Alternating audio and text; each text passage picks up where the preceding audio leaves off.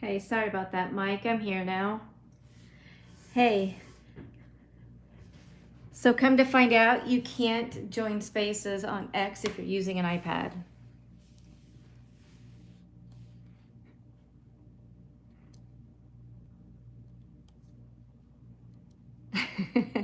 So I'm gonna have to try and use my phone for everything that I had before.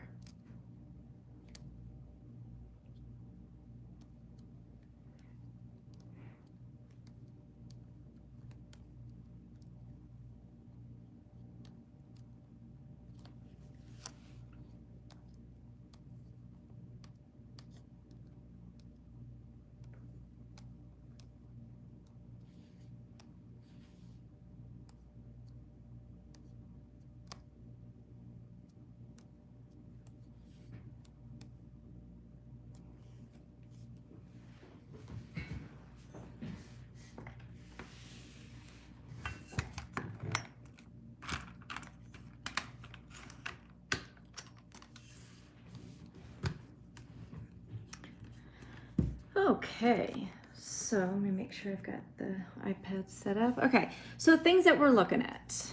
We all know it's rained for the past couple of days quite a bit.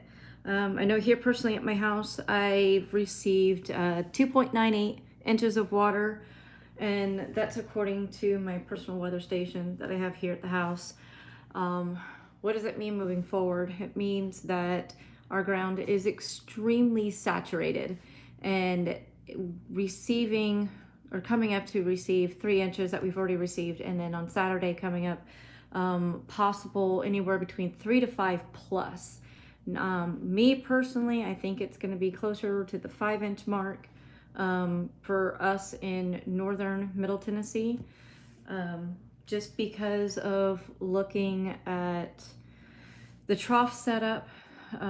Mike and I were talking about this earlier, going back through looking at models and reading, y'all know Trey Greenwood from Convected Chronicles, watching his breakdown as well of how the trough, it's not going to be as amplified as people thought it was going to be. That's of course today, we're 3 days out. It looks to be more of a QLCS, a linear line of storms that comes through. That means that has a potential of dumping a lot of rain, and it's going to be all at once. So flash flooding is going to be a huge concern. So right now I'm looking at the USGS hydrological discussion. And this is, of course, you can get this on water.noaa.gov. And it shows you of rivers and streams and what the stage, flooding stage can be. So looking at this for our hazards outlook, kind of like where I am, which is we already have a flood watch for the Cumberland River, and this extends over into Hartsville area, all the way to the downtown Nashville area.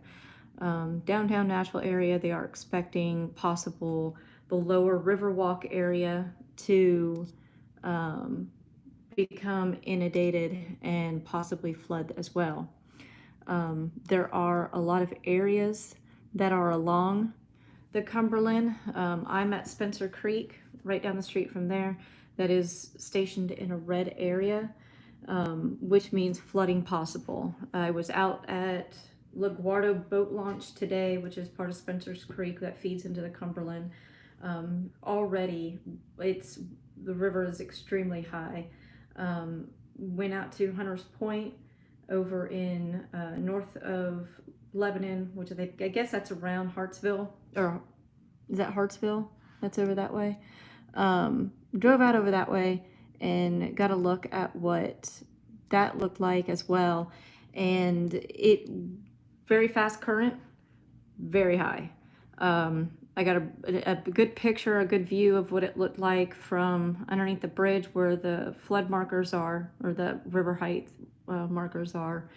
And it looked to be about I'm gonna guess 5 feet below 50 or above 50. It was very confusing on how the markers, I've never seen markers descend going up to just under the bridge, but river current's fast. There was already a lot of debris in the river as well that I've seen piled up along banks in the middle, flowing and everything. So it's going to be something that we're going to need to watch out for.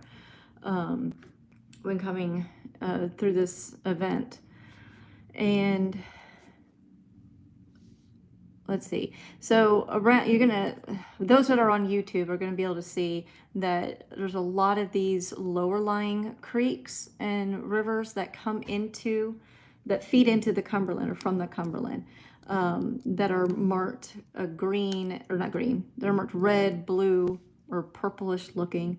Those are all indications of above normal water levels. And it's going to have to be something watched extremely carefully. The Old Hickory Dam, after looking at that is a well above as well. I presume them, especially even Percy Priest. I have seen some discussion about the dams opening and allowing some of the reservoirs to deplete some. And that's going to only add to the mitigating circumstances when it comes to downriver to streams, creeks, and stuff like that. That's going to have to really be watched and figured out, or not figured out, and dealt with. And then also looking, and I apologize, I had everything set up good to go on my iPad and whale. Okay, so here's the excessive rain forecast. And let's go to day 3. Okay. And you guys can see this here. So that's what we're looking at. As we all know, the red is moderate, and then yellow is slight risk, and green is a marginal risk. And you can see how this extends all the way to far eastern Arkansas, or eastern Arkansas, just on the west side of Memphis, and how this goes all the way through Kentucky. I mean, it pretty much almost consumes all of the state of Kentucky, and it goes into Virginia as well. So the problem with this is, if you know how the Cumberland flows, and most rivers, unless you live in Florida, most rivers all flow north to south. And the Cumberland is no exception, except it mostly goes from east to west. And with a lot of that is a lot of this area, anywhere from West Tennessee into Middle Tennessee, is really going to have to keep a watchful eye. We've got the Tennessee River, the Kentucky Lake that's up here. I think you can expect to see this very high up. I've not checked to see what their level is at, but not recently, but from earlier today that I was able to look at, it is above what it should be.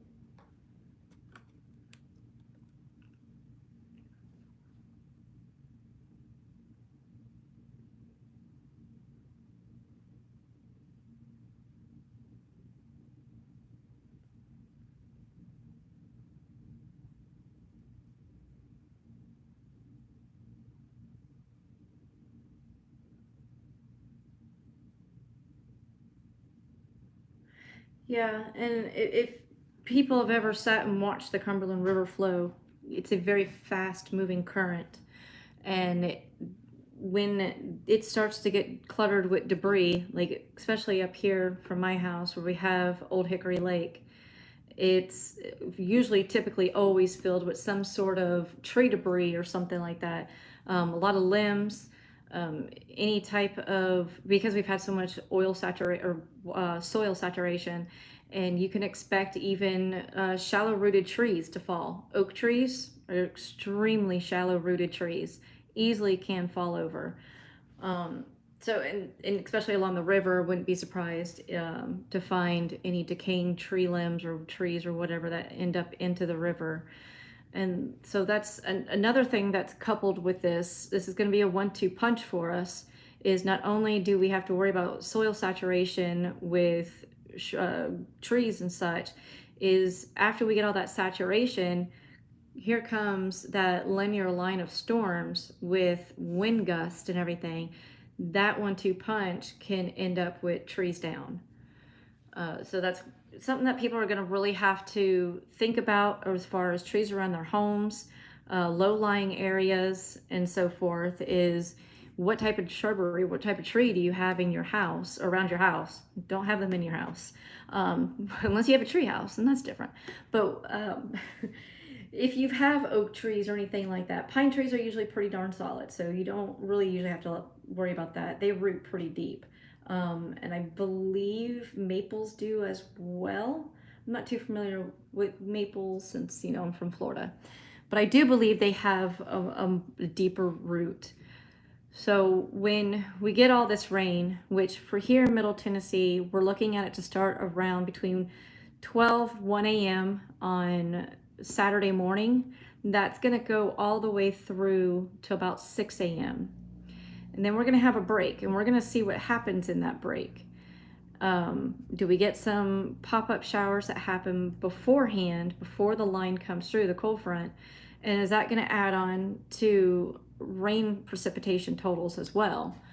And then, and then we've got the line that comes through, and you've got a downpour, and then here we go. And then have also gusty winds. And so that could create a lot of problems. So right now, Mike, I'm going to jump ahead of you just for a second.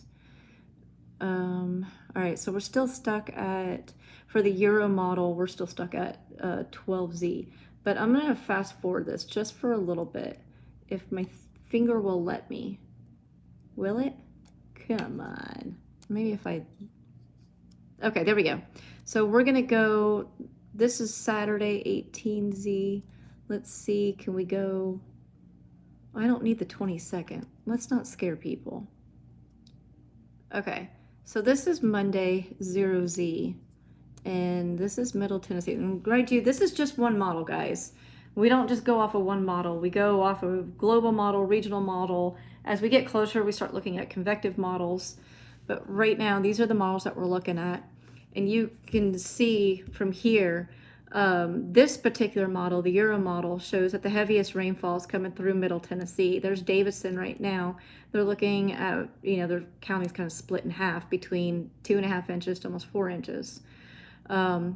I kind of have a feeling that this may be a little bit more than, and call it also a gut feeling, but I kind of have a feeling it'll be a little bit more. But as you get up towards like Warren County, this particular model has Warren County sitting at like just over 4.5 inches. And it looks like a little bit more. Mike, is Barron County to the east of Warren? Okay, so they're looking at particularly the possibility of 5+ inches right there as of tonight.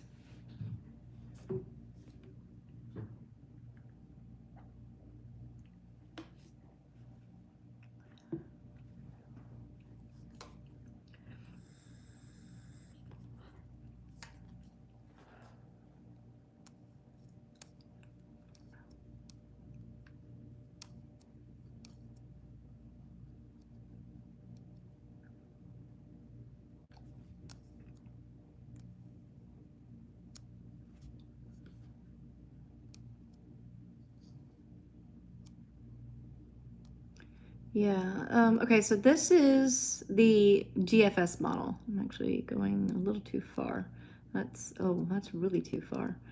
I'm not used to doing, actually the 0Z's out.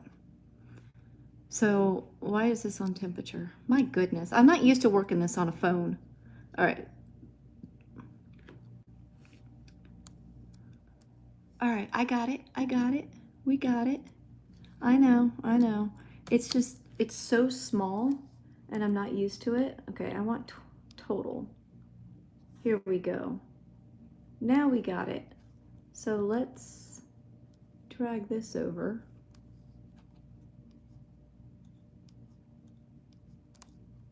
Oh, well, that's because it's only got, yeah, let's go back to the 12Z.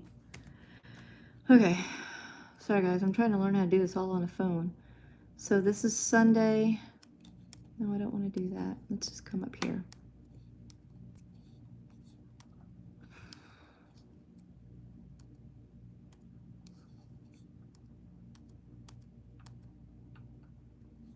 Okay, so that's Saturday, Sunday. Okay, I want to go to like 0Z on Monday.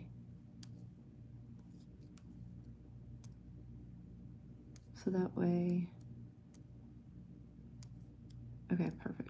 Well, we'll get as perfect as we can. Okay, so, and this is what the GFS is showing for us.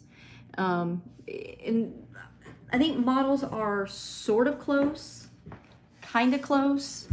I don't think that they're all in agreement into the exact amounts, but mind you guys, we are 3 days out, so this is going to fluctuate and it's going to change.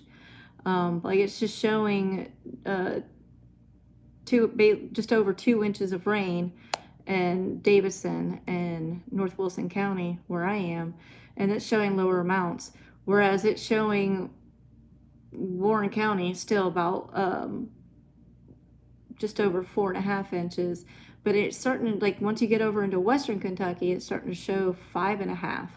Northern Tennessee, let's see, this is going to be just to the west of Clarksville here, 5.5 inches. And I think this is going to change a lot more between now and then. But I mean, this kind of is just giving us an idea. I don't like to look at the HRRR model this early in advance because it is a convective model. I think that's the best to use day of type situation. And okay, so this is Saturday. Let's see, let's get this to, I want to look at this at Monday.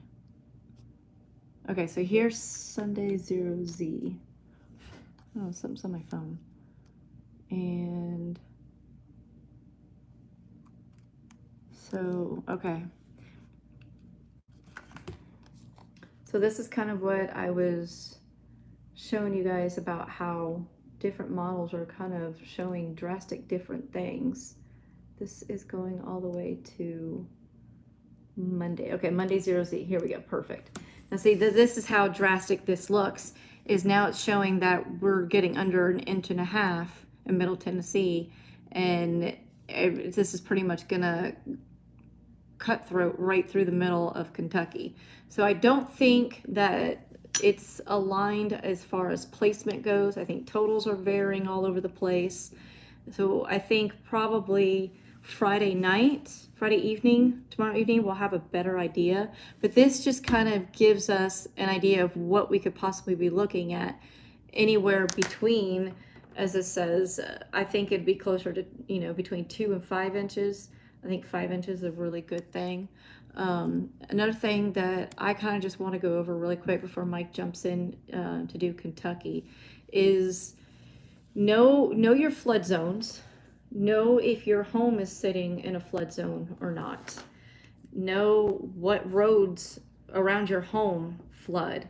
And if anything, by Friday night, late evening, early night, whatever, make sure you have everything so you don't have to go anywhere on Saturday, possibly Sunday, because how fast we're able to get the sun to come back up to start to get these lines of any flooding areas to recede down is going to depend a lot on daytime heating and if we can get sunshine to peek through.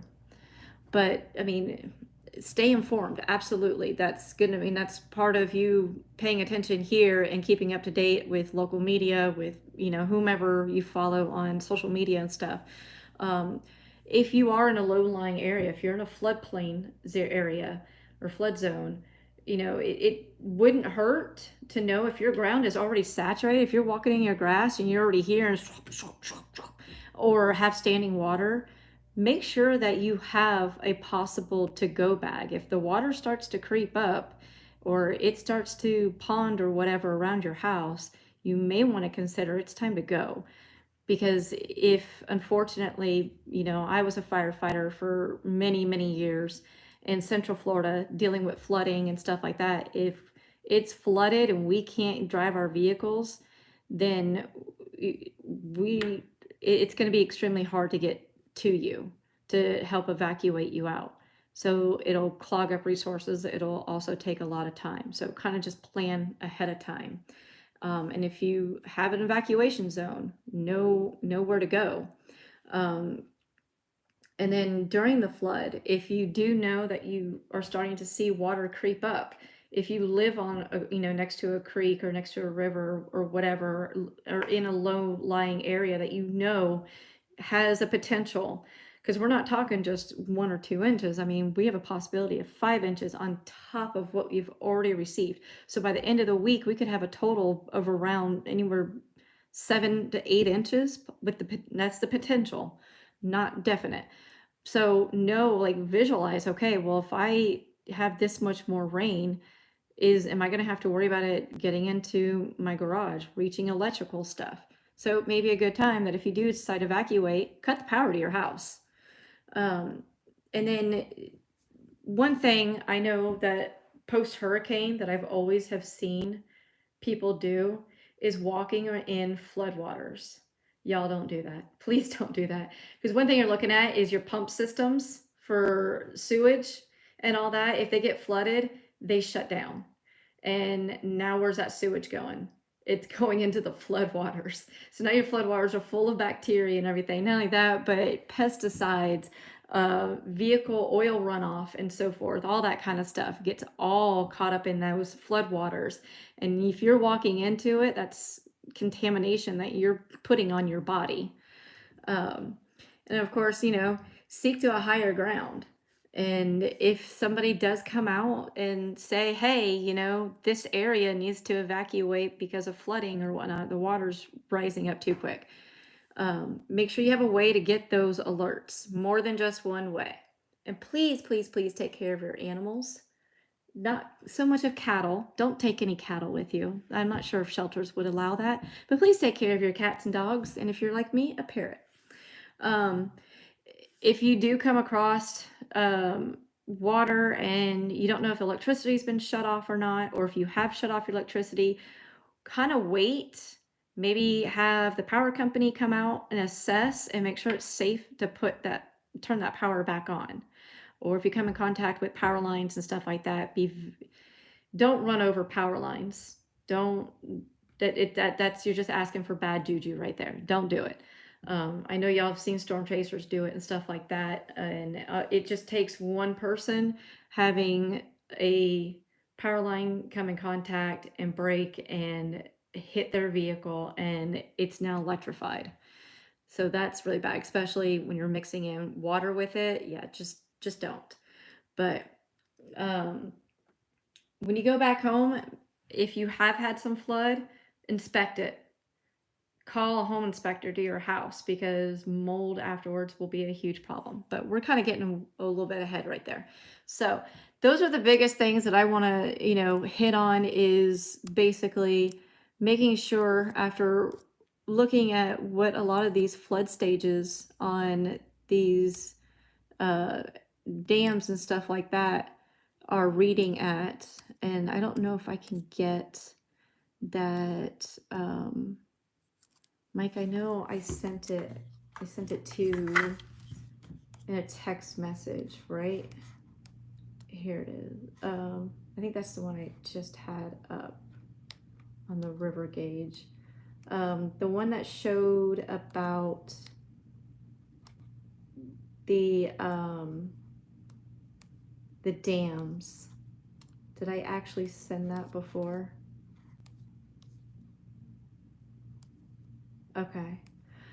Okay, well, I'm gonna let you kind of take it over to talk about some Kentucky stuff.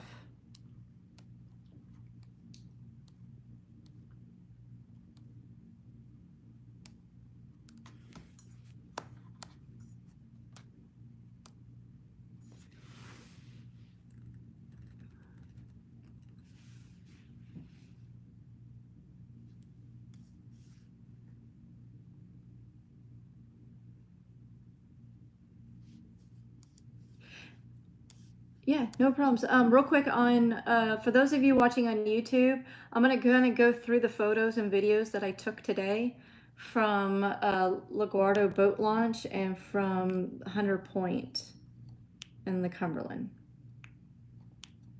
All you, Mike.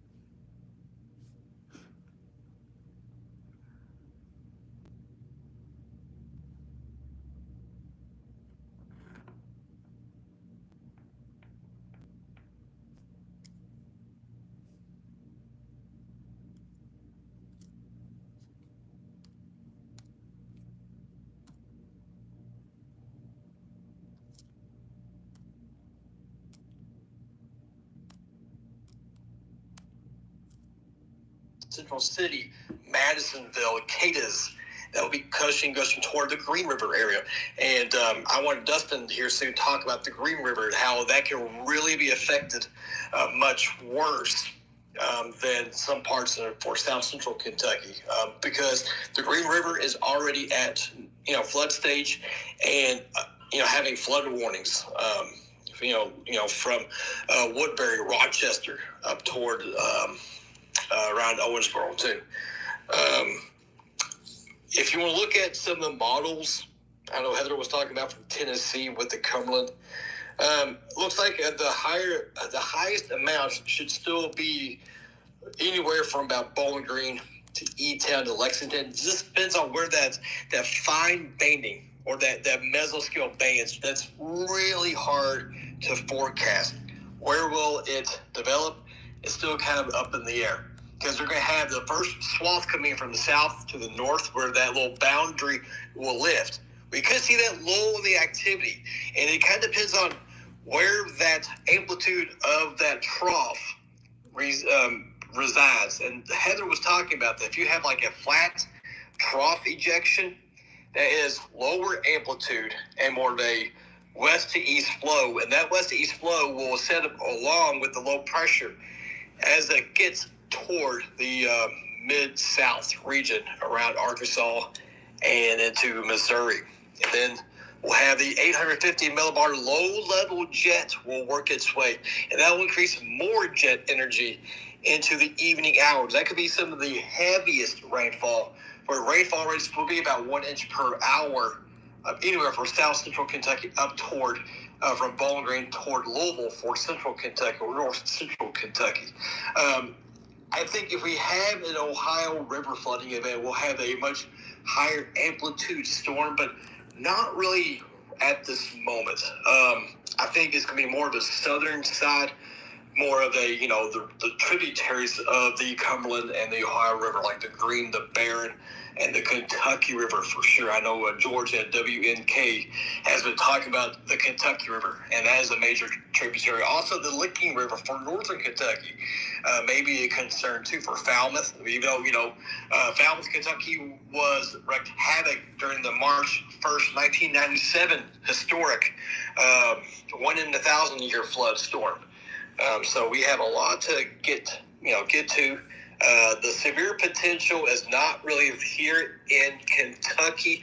The better mixing or the wind energy and the moisture concept should stay along the southern 1/3 of Tennessee, along the US 64 corridor, and point south into Dixie. The main concern for severe or strong storms for us will likely be maybe some small hail and some gusty winds later on that night for Saturday, once we get the low-level jet working in. And if it works into side with the NAM 3K, if you all have seen it tonight, a large wind, large amplitude warm sector will be opening up. I don't think it's going to be like that because the NAM is well far north where the low pressure is into southern Indiana. But right now, I think what we're looking at is more of a HRRR setup, maybe with a GFS blended in. But there's a lot of stuff going on, guys. From the forecast discussion in Louisville, they were saying that there's a 25% chance of seeing 5 inches plus for central and southern Kentucky. It's just, it's amazing. I haven't seen numbers like this in a long time. And I remember the 2010 flood for Middle Tennessee and Southern Kentucky. I was at Western Kentucky for that, my undergrad. I was 10 years old, vividly remember seeing the 97 flood. And that was an anomaly for the Louisville area. After the flood, they were saying, oh my gosh, this was a marshland for southern Jefferson County. If you are, from the Louisville area, let me know. You know about it. Fairdale, Okolona, out toward South Park region, National Turnpike. That region was just a deluge. Even the Salt River back home in my neck, there was in Bullitt County. Shepherdsville got flooded. The Rolling Fork of the Salt River in New Haven. Also, I forgot to mention that the Rolling Fork of the Salt River can be really inundated with the heavy rainfall. There's been several events I've seen. New Haven, Kentucky, even the Railway Museum got flooded several times with some high water. All I have to say is just be careful out there. Have a plan of action. Know who you want to follow for the National Weather Service meteorologist in Louisville or in Nashville. Here on the social media perspective platforms, you can follow Heather with more of the severe weather coverage. Even in Tennessee, you can follow my page for Kentucky or for Middle Tennessee. Others, who you like to follow, keep on following them, and also, ask questions, comments, concerns if you are going to be in that region, that may be affected in the low-lying areas. That's all I have to say with this, guys. Just be careful. We're not going to be, it's not going to be a warm weather pattern. It's going to be kind of mild. But then we have snowfall for next week. So also, I forgot to mention that there is some snow chances on the back side of this as the cold air kind of rushes in. If there is any moisture left over, it will be early Sunday morning, and we'll likely see maybe some few flakes, maybe a dusting or so for eastern Kentucky. That's all I have to say. And Dustin, if you're there, I can, if you want to unmute yourself, you can talk about the Green River, and I may have touched over you about the Louisville area, but I know you probably got a little bit more insight for that region. Yeah, I'm happy to jump in here. Go ahead and start off with the Green River since you just mentioned it. Currently, the Green River up at Calhoun, up by the dam up there near like the town of Ramsey, this is going to be near like McLean County, that section of the Green River. Right now, it's in a minor flood stage of 23 feet, right, 23.36 feet to be technical. After this is said and done, as we get through the weekend, it's expected to reach about 30.1 feet, which would put it in a moderate flood stage. That could fluctuate a little bit here or there. But at 32 feet, you start to see major flooding where State Road 81 would become blocked. That's kind of their threshold. 33 feet, the entire town of Ramsey is flooded. So I'm not like trying to scare anybody, but when you're talking about getting up to 30, 31 feet, that's fairly close. So people in that area are certainly going to want to pay attention. Again, I don't think it's going to flood the town, but that is a legitimate concern as far as the, kind of the USGS and their thresholds for what they would consider like trigger points. But again, I'm still thinking moderate stage, right around 30 feet. That's still significant if you're in the floodplain, specifically around the kind of Calhoun Dam, right around that specific area. If you go down the Green River towards Lake Rockport, I think Paradise is the gauge, where the gauge is at. This is going to be towards the Rockport area. It's also expected to reach moderate, maybe major flood stage, but at least moderate stage. And expected impacts there would be water spilling over the skimmer wall for the TVA fossil plant. So if you know people in that area, that's a specific hazard they're mentioning for that. And then as you kind of go on farther down, like you mentioned, kind of the Ohio River area. The Ohio River towards like the west side of Louisville, the upper gauge there, it's expected to be around a moderate stage. Rolling Fork, possible major stage flooding. I mean, pretty much all of the gauge areas are looking at moderate to major stage flooding. So if you're along these tributaries, kind of be aware of, your floodplain area and what your risks are, your risks are specifically where you're at. We can kind of forecast the numbers, but these things can vary so much locally that, it really comes down to like your specific local officials. On a meteorological standpoint, you guys have hit on it pretty well. Very abundant moisture, precipitable water values, for the most part off the chart. I mean, we're talking the Nashville, they send up the sounding every day, and it's only measured precipitable water values near what we're expecting a handful of times since 1948. The record is 1.7 inches. For those of you who want like the technical numbers, we're looking at 1.5 to 1.7 inches in terms of the precipitable water. That's not rainfall. That's the a moisture parameter that we use. I'm thinking as far as kind of the central Kentucky area, probably pre-dawn hours, we'll see some scattered rain showers move through. As he had mentioned, by sunrise, kind of 6 a.m., all of western Kentucky, like the entire western half of Kentucky, should be getting heavy rainfall. That probably lingers through much of the day. There might be a brief lull in the mid-afternoon where you kind of see the warm front lift north, and I would think that would be, if we see that happen, that brief lull would probably be near like I'm thinking probably south of the Parkway, maybe like the Mammoth Cave area over towards like Campbellsville, Greensburg. Those areas might see a brief lull probably like 4 to 7 p.m. if the dry air works up as the warm front moves north.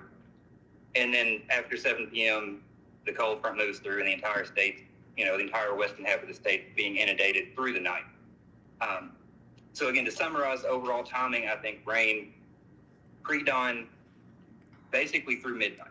Again, with that brief lull being considered, I think everybody can expect rain from before sunrise through about midnight.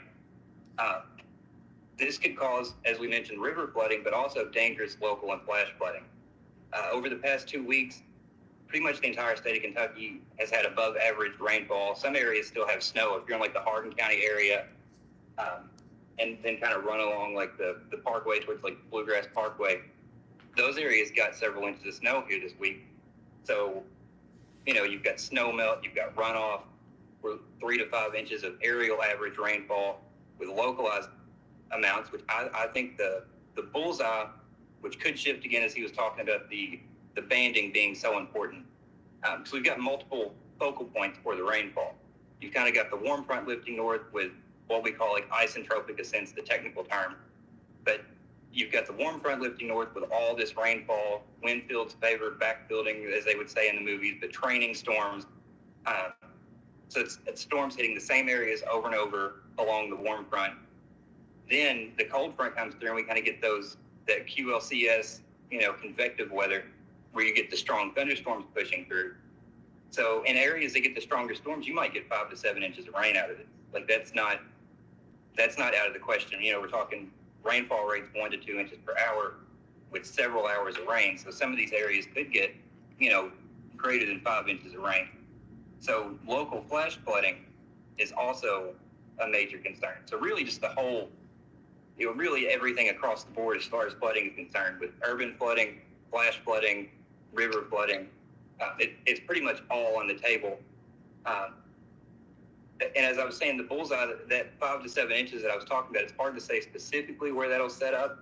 I am personally honing in on like kind of the Madisonville up towards like Henderson, and then up towards like maybe Louisville, down to like Elizabethtown, kind of that area, and then back towards the Purchase region of Kentucky, which would be like your Grave County, towards Paducah. I think a line across that area is probably where the heaviest rainfall sets up. But, again, it's going to be a babysitting event as we get there. The last thing I want to touch on the strong storm potential, and I want to mention something about Weather Prediction Center high risks. So the severe storm potential they touched on, I think that's going to be mostly focused down, to the south of us. I think that's going to be Tennessee and down across like the lower Mississippi Valley. But, they might get a pretty significant severe weather outbreak much farther to our south. But we still will probably see some thunderstorms with strong winds, especially south of the Parkway, the Western Kentucky Parkway. I don't think we're looking at like organized severe weather, but some damaging wind gusts, especially if you've got very wet soils. That's not ideal. That's not necessarily what we want to see in terms of downed trees. So that's something we'll have to watch, even though I think the flood risk is much more significant. And then he mentioned the Weather Prediction Center has kind of been discussing a high risk for excessive rainfall. And those are relatively rare. They don't get the same kind of attention that like a Storm Prediction Center high risk does. But I do have some statistics about these. For one thing, 1/3 of all flood-related fatalities come in WPC high risk. So it's right around 36% actually come in high risk for excessive rainfall. When you consider moderate and high risk, 57% of all flood-related fatalities occur in a moderate or high risk for excessive rainfall. From 2016 to 2023, the National Weather Service Louisville area had 3 high risks for excessive rainfall. Paducah had 5, and Jackson, Kentucky had 1. So, they're not particularly common. They do deserve this kind of attention, I think. Hey, real fast. Do you have the dates by chance of when they issue those high risk days? I could pull them, but I don't have them in my notes here. Okay. That's great stuff. I didn't even think about that. Yeah, I can get them to you when we get done with here. I'll shoot them your way. And then, just last thing I really wanted to hit on, and then if anybody has specific questions about specific areas, I'm sure we're happy to take those. But just don't necessarily write this off just because it's not, a tornado outbreak or, it's not a major snowstorm or whatever. This is a fairly substantial event. Not, it's nothing to panic about, but it is a substantial event that should be taken serious. It's not, this isn't the type of rain that we see all the time. This is a pretty significant heavy rain event that we're tracking here. And I know I'll personally be trying to dial in more where that heaviest band will set up. But bottom line, I think pretty much the entire state of Kentucky is looking at 3 to 5 inches of rainfall. And then I do think wherever that heaviest band sets up, we're talking probably 5 to 7, especially when you consider the stronger thunderstorm. But yeah, that's all I got. Dustin, you made some great comments, and I really don't want to stoop over what you just said, because I think all three of us have said the same thing. Now, we do know that there is an important holiday for tomorrow. It's Valentine's Day. If you or your significant other are planning on going out, I would suggest going out tomorrow night, just because you don't have to worry about your fighting traffic if you're going a farther distance to go somewhere. I would say just stay put for much of Saturday if you have to, if you're in that low-lying area. If you think that you're going to be fine, go be able to just be safe. But I think what we're all going to do tomorrow and later on tonight, we're still going to be watching all the weather data rolling in and everything. And even for Friday, are they going to issue the high risk? And you heard what Dustin was saying, that they're, the higher, there are more fatalities for moderate and high risk in the area. I think that's all what we got to say. Is there anyone who would like to join in if they have any questions? So far, a lot of great data has been kind of sifted through from all three of us. I think it was great tonight for all what we can do for y'all. I'm going to leave it open for about a minute or so. If y'all have any questions, feel free to ask.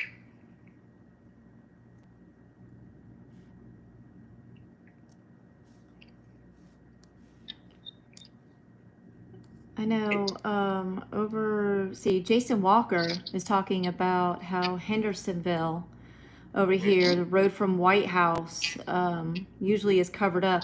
I know recently officials from White House have said that they were even going to stop all construction work out there and everything because it does flood very easily. So if you are anywhere around the White House area, and this is, of course, is in North Middle Tennessee, Hendersonville, any of the low-lying areas. And Dustin, I really appreciate about you talking about statistics on flood deaths and so forth. And you guys, please remember, turn around, don't drown. It only takes, maybe 6 inches to a foot for water to sweep your vehicle off from the road. That's correct. So it's not worth it. It truly is not worth it to think, oh, I can do that. If you can't see the bottom and tell how deep it is, don't even try it. Especially once this line comes through Friday night or Saturday night, it's better off just to make sure you're home for the night, home for the day. I would honestly just stay home Saturday all day. Yeah. Renji2214, she has a question saying, how do you think the Southeast looks with the event with the flooding and possible severe wind threats? I think you're in southeastern Kentucky area, so I think you will still have a little bit of gusty wind ahead of it before the main line rolls in. It's not going to be much of a severe threat for southeastern Kentucky, more of an elevated storm risk. What we've been talking a lot about, the heavy rainfall will be your main concern. Rainfall rates at times will be 1 inch per hour. It's not going to be 1 inch of heavy rainfall for the entire hour, but at times for about maybe 15 to 20 minutes, and then it'll kind of steady off, and then we'll have another round of another heavy rainfall event. So for southeastern Kentucky, you will still be lining up for that good, good broad 2, 3, 4, 5 inches isolated out there. Right now, with the way how the setup or the banding is, it could be just to your west of the heaviest banding. So just please be careful out there in southeastern Kentucky, or if anyone else is listening out there, just please be mindful with all the roads and the hollers out there too. You said hollers. Well, I'm from Kentucky. So while you've been going through, I found the website that I was looking for earlier, the different NOAA and USGS observatories or observation sites along different rivers, different streams and so forth, and I've just been going through them. And I tell you, one area that really piqued my interest over here is Port Royal in Clarksville. I believe this is up in Clarksville, is actually projected to reach major flood stage. It's forecasted to reach 43 feet. So just a heads up if anyone lives over in that area to be very mindful. This is going to be to the east of Clarksville. Looks like around Walnut Grove. Walnut Grove needs to pay attention very carefully. And that's all I have. Hey, sorry, I just got one question, if you don't mind. Yeah. Come on through, Grayson. Hey, Grayson. Yeah, sorry, I joined a little late. I was at the gym. I just completely forgot about this, so that's my bad on that. But I have not looked at any models or anything today, like whatsoever. The only info I've had on what's coming up is on Twitter. Yeah. And I saw whoever runs the Nash Severe WX account, they said that the HRRR just got in range for this. So, and they said that the heavier bands or heavier stuff will be along I-40. Do y'all is that still trending that way? Because I have not seen anything. So honestly, and Mike, you can add your input also. When it comes to the HRRR, that is a model that's best used for day of, because it is a short range model. That's not something that I look at this far in advance. I might look at it the night before an event, the morning of, and day of stuff is when I really use HRRR. Yeah, and she's right. It's just kind of, a little bit of a sex appeal this far out. As for I-40, you'll likely be seeing a swath of rainfall by early Saturday morning as you wake up. Then it'll be lifted north. A little bit of a lull could be possible late afternoon, early evening. And then after that, it's still kind of voodoo territory. Not really sure just exactly what will happen, just because how much convection will be available for any storms to pop up ahead of the main line or the cold front. And if those lines, and if we do have the showers ahead of it, like what Heather was saying earlier this evening, that could increase the heavier rainfall rates in your region too. Yeah. I haven't seen any of the river forecast. Have y'all looked at that? What's it saying for the Cumberland River and just rivers around there, streams around there? That's you, Heather. So looking at that, Cumberland River is currently, I know in Nashville area for the Cumberland River, that is currently, let me get back into Nashville area. I think that's Memphis there. So the Nashville area, it is looking at going to flood. Hold on, I'm in Kentucky. Let me get my bearings here. There's Birmingham. There's Hopkinsville. Yes, definitely. Here we go. So the Cumberland that flows along over, especially Old Hickory Dam, and that actually feeds into where it comes on the east side of downtown. That actually is going to be a moderate flood stage. So anything that's low lying by that river's edge. I know they've got some stairs and a boardwalk down there and everything. You can expect that will probably be covered in water. Old Hickory up by me and everything has shown that it is in a flood risk. Do I think that Cumberland will flood altogether? I don't, but I do think that in some areas where it's hitting at and feeding into some of these smaller creeks and rivers will definitely become inundated. Any properties along the riverbeds of these smaller rivers downtown, I think the Cumberland itself will be okay. But some of these smaller creeks and stuff, you can definitely expect flooding. Yeah, I think you'll probably. I'm not really sure. You're still wondering where you want to kind of cover the story for Saturday, still, right? I'm sorry? Are you still kind of skeptic of where you want to cover the story? Are you going to stay local, mainly in yeah. Middle Tennessee, or are you going to jog up north up here? So I'm probably going to make that call come.